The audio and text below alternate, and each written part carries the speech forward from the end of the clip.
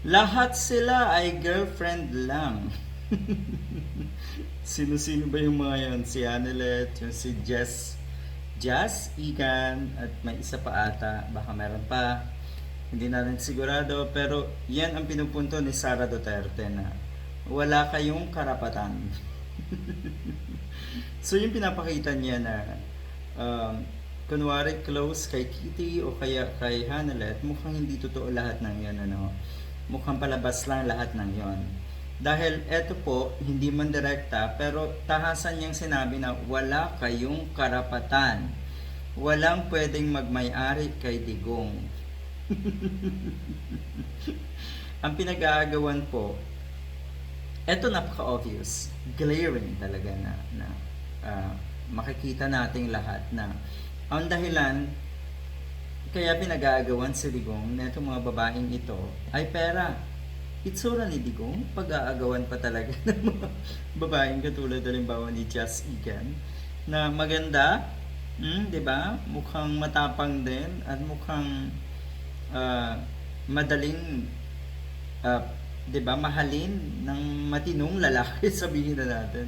So pera, kung tutuusin, mukhang tama yung sinasabi ni Maharlika, yung alputera, etong lahat ng ito, na nag-aaligid pa rin kay Digong dahil ang ibig pa lang sabihin ng salitang yun ay bayaran. Hmm.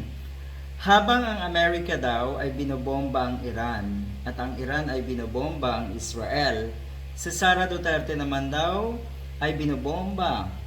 Sara Duterte is firing shots against Hanele and Kitty Duterte. Nauna na pong nabalita na etong si Baste Duterte ay mukhang may patama rin at hindi pabor, mas pinaboran daw yung Just Egan para kay Digong. At yun nga, may mga grupo rin daw ng mga DDS na mukhang ang binabanatan, ang pilit pinababagsak ay ang mag-ina na si Kitty Duterte at si Hanele Avancenia. Si Presidente Duterte, hindi siya nag-asawa ulit. Nung sila ay naghiwalay ng nanay ko, sabi ni Sara Duterte na ang ibig daw sabihin, lahat kayo ay sampid lang. Okay, away-away na daw ito para sa pera. Nga naman, ulitin ko ha, pag-aawayan ba talaga nila ang itsura ng matandang yon? Mukhang hindi naman talaga. Bilyones kasi ang nakurakot daw na itong si Digong.